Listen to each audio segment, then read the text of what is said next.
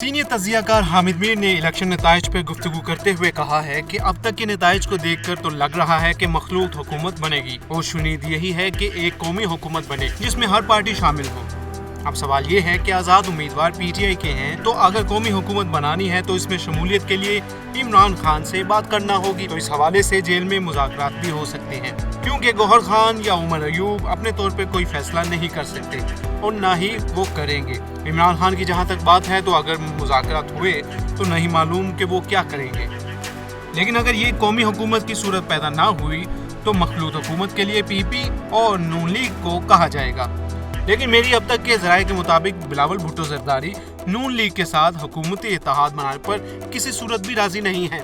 आज़ाद उम्मीदवारों की तादाद के बारे में सवाल किया गया कि क्या ये आज़ाद उम्मीदवार पार्टी के साथ वफादार रहेंगे, क्योंकि देखा गया है कि माजी में भी पार्टी के अपने उम्मीदवार पार्टी के साथ मुनहरिफ हो गए। इनकी तो फिर आज़ाद हैसियत है। इस सवाल का जवाब देते हुए हामिद मीर का कहना था कि पीटीआई की जानिब से आज़ाद उम्मीदवारों से हल्फिया बयानात भी लिए गए थे, लेकिन ये भी किसी को मालूम है कि आज़ाद उम्मीदवारों ने जो हल्फिया बयान पर दस्तखत किए थे वो ऐसे थे कि जिनकी बाद में वेरिफिकेशन भी नहीं हो सकती। तजियाकार इरशाद भट्टी ने बयान देते हुए कहा कि लाहौर शहर हो, मोहन चौधरी जीत जाए, हजम नहीं होता।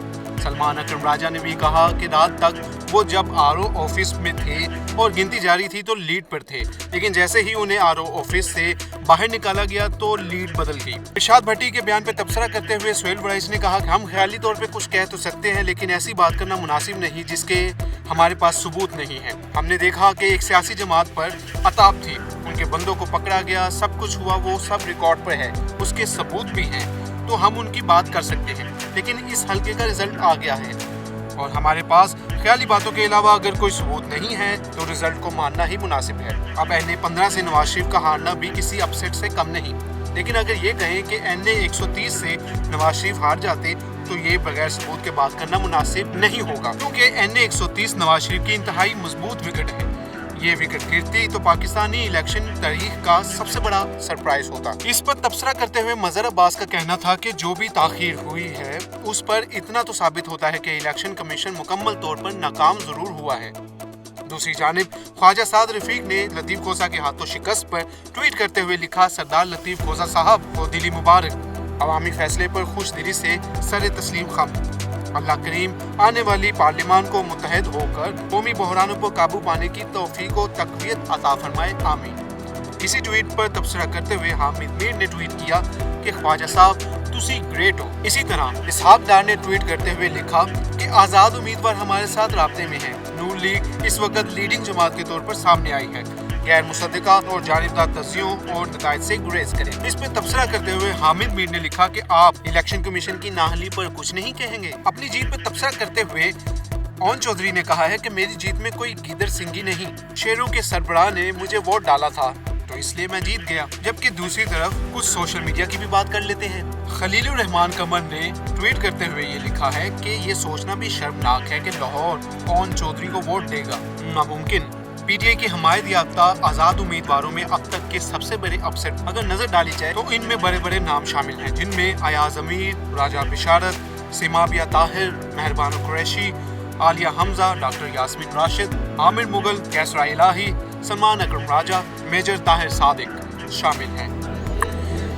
सीनियर तजियाकार कामरान खान ने कहा है कि रात 5 बजे मैं जब सोने जा रहा था तो नून लीग कहीं दूर दूर तक नजर नहीं आ रही थी। तमाम टीवी स्क्रीन्स पर ऊपर से नीचे तक आज़ाद का सफ़ेद रंग ही नजर आ रहा था।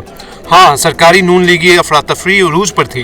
मोबाइल फ़ोन सर्विसेज पूरे मुल्क में बंद थी। चीफ इलेक्शन कमिश्नर तकरीबन रात 11 बजे अपने दफ्तर से उठकर कहीं जाने के बाद सुबह 2 बजे अकबी दरवाजे से अपने दफ्तर में वापस लौट आए थे। तमाम पोलिंग स्टेशन मीडिया से पाक कर दिए गए थे। फिर सुबह 3 बजे के आसपास इलेक्शन कमीशन ने KPK की 3 सूबाई असम्बली नशिस्तों पर नताइज दिए। भाइयों बहनों दोस्तों, सुबह 5 बजे के बाद काया पलटना शुरू हो गई। इलेक्शन नताइज दिखाई दे रहे हैं। जैसे जैसे फरवरी 9 के सूरज की रोशनी फैलना शुरू हुई है, नून लीगी कामयाबी के आसार भी फैलना शुरू हो चुके हैं। क्या कह सकते हैं कि अब बस नाम रहे अल्लाह का।